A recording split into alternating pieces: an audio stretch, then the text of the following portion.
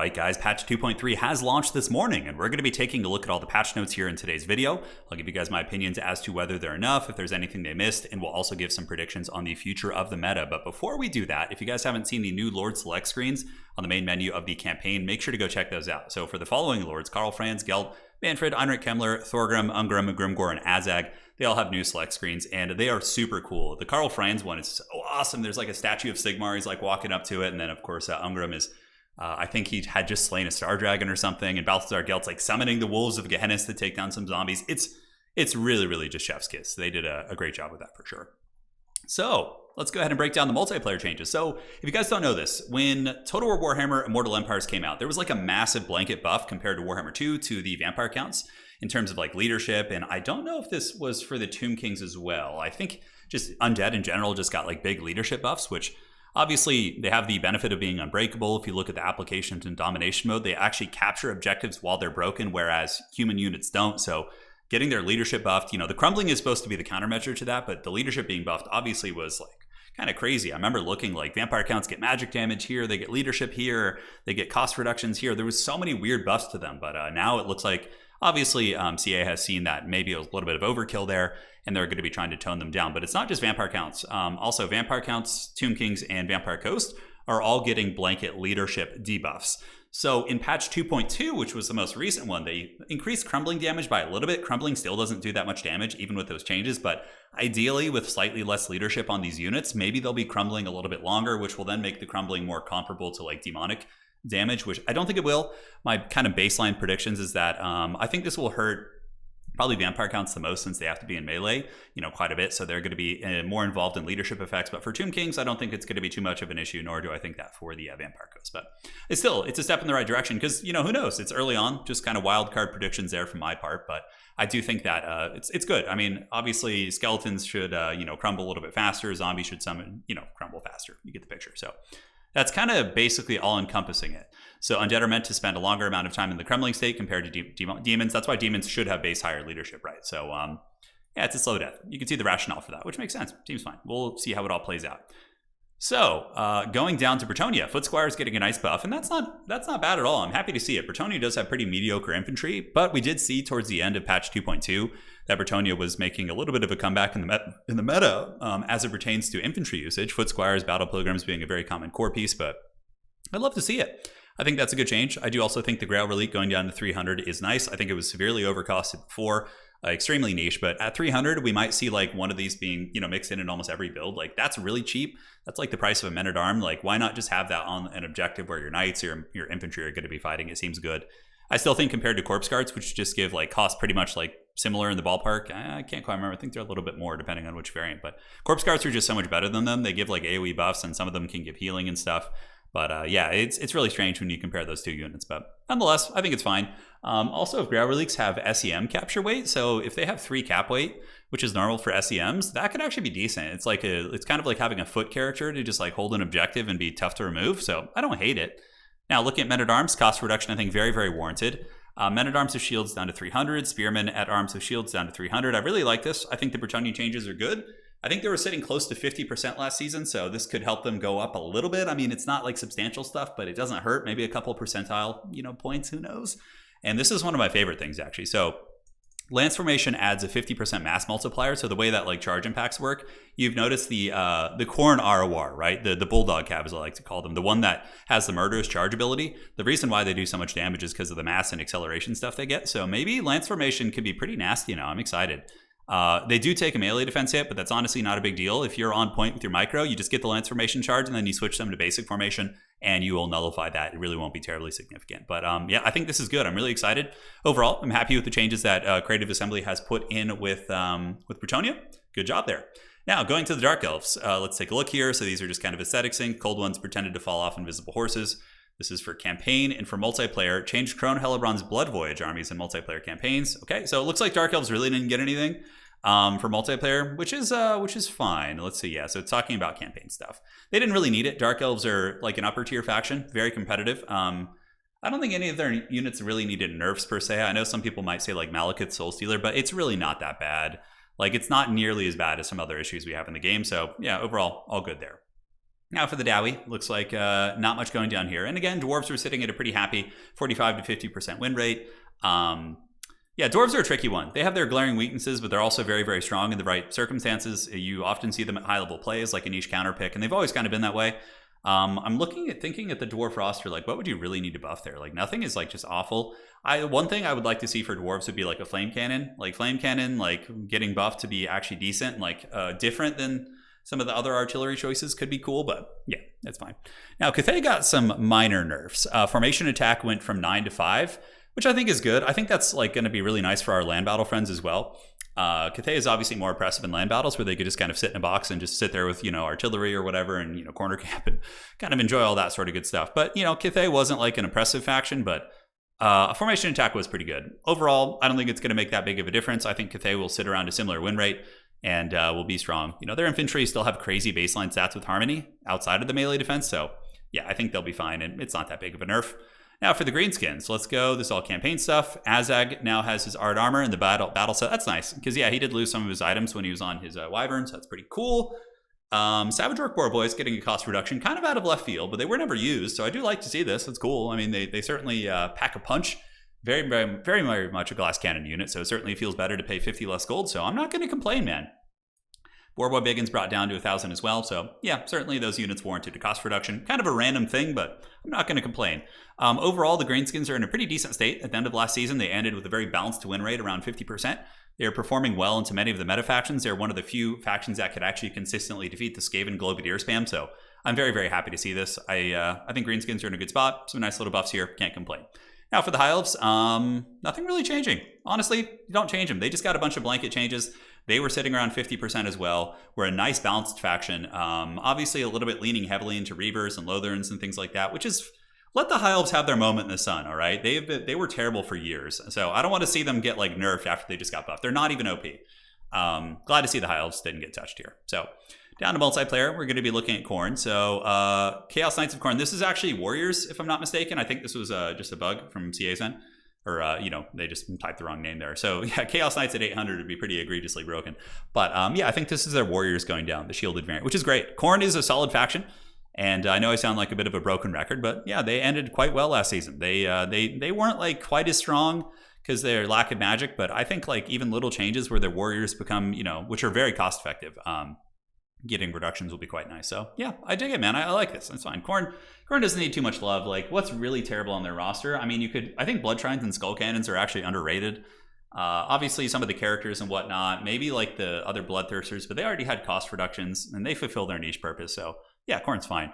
Kislev is one that they didn't get touched here, but let's break it down, guys. Okay.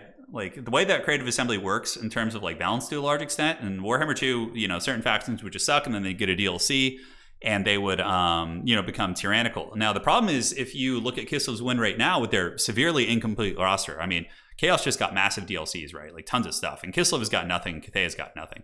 What's going to happen is Kislev currently sitting at like a 25% win rate, or they were last season, like really bad. Obviously, one of the worst factions in the entire game. If you were to just give them massive blanket buffs right now, and then they got the DLC on top of that, the balance would be really out of whack for sure. So really, for you Kislev enjoyers, either, hey, approach it as I like playing the underdog faction. I'm kind of like that myself. I love playing Kislev because they can still win some of these hard matchups for sure, and it's really rewarding when you do. But just know that the future is going to be bright for you. You're going to get your DLC, and Kislev will have its time in the sun, assuming they don't get the Lizardman treatment and just get terrible units in their DLC. But yeah, Kislev will be fine. I understand this. Like, there's things you could change, but honestly, like, let's look at Kislev and just break it down. This will be quick. I won't rant too long. Their Kostar infantry are all decent. Their hybrid Bowsphere infantry is pretty good. Unbreakable trait. All their cavalry is pretty decent, like just as good as the Empire. They have cheap skirmish cav. Their magic is very mediocre. That's something that probably will be, I would imagine they might get like some sort of swamp magic, some Baba Yaga type stuff would be cool. Their sleds are really good. Like, they have good units for the most part. The Elemental Bear is a little bit haggard, but big things like that typically are in multiplayer. Not always, but Dread Saurian does great, but the bear is just kind of janky. But yeah, like they have a good Kislev has good roots. Like they're like look at Kislev as like a fledgling tree. It's like a tree that its roots are firm in the ground, but the tree hasn't reached its like final form yet. They have a great passive. Like when they get some new units and have some more unit variants, I think they'll be better. And Ice Guard honestly aren't bad either. Like they could have gotten like a slight reduction, but they already have, and yeah, I think it's fine. So Going down, these are all campaign stuff. We're going to go look at Norska. Marauder Horsemen were just kind of annoying and overperformed. So I really like that Creative Assembly came in and just blanket slapped Marauder Horsemen. So they all got 50 cost on each roster, not the Throwing Axe variant. Throwing Axe variant is much easier to counterplay. They have shorter range. The Javelins just have higher DPS than they should because their armor piercing is actually really not bad. And are just way better than other Skirmish Cat variants, right? Like if you compare a 500 gold Marauder Horseman to a 600 gold Kislev Horse Archer, it's just a joke, right? So Marauder Horseman needed a bit of a cost increase, and Horse Masters too. Maybe Norskin players will figure out how to use some of the other units now. So that's good. Yeah, that needed to happen. For Nurgle, we got Great Unclean One. So, all right, that's pretty cool. So armor buff, entity radius, smaller surface area to hit, helping it. Okay, that's neat. And splash attacks, not bad. I'm happy to see it. And again, Nurgle probably needs more love than this, but like it's weird because individually Nurgle's units aren't like terrible. I mean, some of them are kind of mediocre. I guess Rotflies, I would have liked to have seen some like buffs to Rotflies, and there's so many things behind the scenes with like splash attacks and whatnot. Nurgle definitely needs some love, but again, there's going to be a DLC. We're going to get like Cameracon, we're going to get something, and they're going to just become... Nurgle's weird because they have like the mechanics of overpowered factions like Resurrection, Healing, slows, poison on everything. Like they have the roots of being overpowered, but they're just kind of like missing a couple links. And when those links get connected, Nurgle could become extremely oppressive. So you have to tread lightly with them. So I'll be curious to see. They're going to, again, that whole tangent I went on about Kislev, it's kind of the same thing for Nurgle. They have strong roots, but again, they're missing pieces. Ogre Kingdoms are solid right now. With the capture weight changes, they have really maneuverable, good shooting. They play pretty well in domination mode. They have their bad matchups. They have their good matchups. What's not to love? Can't complain. Now, Skaven, definitely needed a couple nerfs. Globadiers were just really, really busted.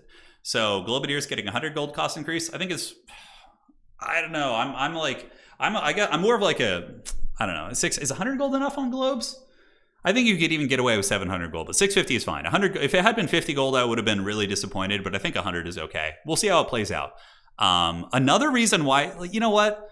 Okay, now that I think about it more, I think 100 gold is okay, but what they really need to fix for Skaven is the power grab interaction with the Chieftain, because that gives 8 leadership to the entire army, which really counters one of the weaknesses of Skaven, which is their bad leadership. I mean, that's insane, right? Doom players as well, getting a cost reduction, kind of cool. And Mutant Rat Ogres. So a couple little like buffs. Flensing Rune also got nerfed as well, by the way, guys. So Flensing Rune should be somewhere in the patch notes. Here it is. A little bit of a damage debuff, which is fine. And that's really good to see. So for some reason, they didn't hit Dwellers Below, which is really strange. Like there's a couple things we'll talk about at the end of the notes that I think they need to hit. But yeah, overall, Globadiers getting a cost reduction is great. I suppose that's enough. We'll have to see how it plays out. If like the thing is, with Globadiers being cheap plus the power grab combo, Skaven were getting a little bit oppressive. But if they fix the power grab combo so that it can't be abused in that way, and then like, then it'll all kind of balance out. But overall, I'm happy with the Skaven changes. I think they were needed on the Globes. Flensing Rune being nerfed as well, but I don't know why they didn't hit Dwellers. Now, this is where I am substantially disappointed, is with Slaanesh. I can tell you right now, in my opinion, I think Slaanesh is still going to be a top-tier faction 1 through 3. Like, they put Hellstriders up to 650 before, and that was just a joke. That was like an absolute joke. Hellstriders now up to 700. I can tell you, someone who obviously plays a lot of multiplayer and casts a lot of multiplayer, this probably isn't going to be enough. Hellstriders needed to cost 750, in my opinion. They trade like upwards into cavalry that costs over 1,000 gold. Like if you put Hellstriders into Wild Riders, they just trade absurdly well. They trade super well into elite anti-large cavalry, even with armor like Demogryph Knights. It's the fact that Mark of Slaanesh is just so powerful. Like physical resist, immune to psychology, you just can't get rid of him easily. 100 speed, they're just really gross. So again, I'm very disappointed with this. I think Hellstriders should cost 750.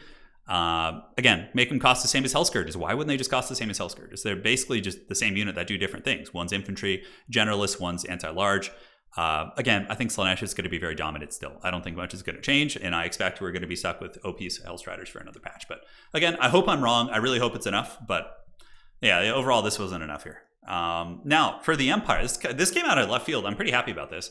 Greatswords got a slight cost reduction. I think you could have put them down to 850. But I'm not going to complain. I'm just going to take the scraps wherever I can get them. But I think 850 would have been the sweet spot for Greatswords.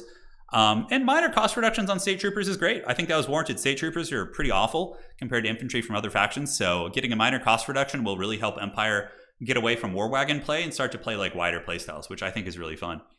Steam Tank has gotten Perfect Vigor and got a cost reduction. That's fun to experiment with, actually. That's really fun. And War Wagon's also got a cost increase, which it's fine. It's only 25.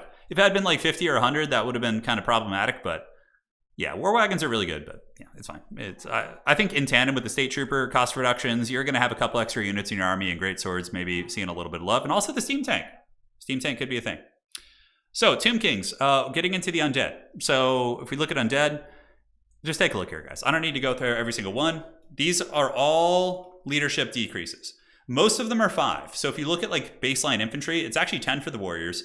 10 for the Scorpion Legion. Oh, it's actually 10. Okay. In the earlier iterations, I think it was 5. But yeah, Skeleton Warriors went down by 5.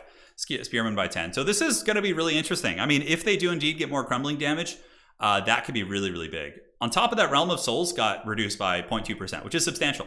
So Tomb Kings, I think Creative Assembly did a good job with Tomb Kings. I think I really don't know the leadership applications. We'll have to see. But I have a good feeling that Tomb Kings will be a much more balanced faction now. Especially since they don't have like the crazy like invocation type magic that the Vampire Counts and Coast do. But I'm very, very happy with this. I think this is a great change. Tzeentch, Broader Horsemen, we talked about it. I think they needed to be nerfed, and they were. Vampire Coast, same thing is happening. There's no specific changes really. It's just blanket leadership nerfs on all these units, which Coast wasn't quite as oppressive, but I think it's good. Undead are just typically easier and stronger. Like if you looked at the rankings for previous seasons, like Tomb Kings, Counts, and Coast were always like at the top, like just crushing mortal factions all days, right? So I think generally this is good. I think it's good. And the Black Pariah Pit, which is the Infinite Winds of Magic asset for the Vampire Coast, was nerfed, which is good. Infinite Winds of Magic is a toxic mechanic, and it should be removed from multiplayer, in my humble opinion. So I do like that because it's kind of unfair if one faction gets it and other ones just don't. It's just like, and then you get into the late game, and if you're playing evenly versus your opponent, they're just going to win because they have magic and you don't. Vampire Counts, same thing. Leadership blanket nerfs on everything, which kind of is reverting some of those changes. And the Forbidden Rod got nerfed a little bit as well. So it's still going to be, I think, used. Obviously, it gives the reserves, but we'll see how that plays out. Because obviously now it's substantially less recharge, and the reserves aren't going to be quite as good. So it won't be, as nasty as it was.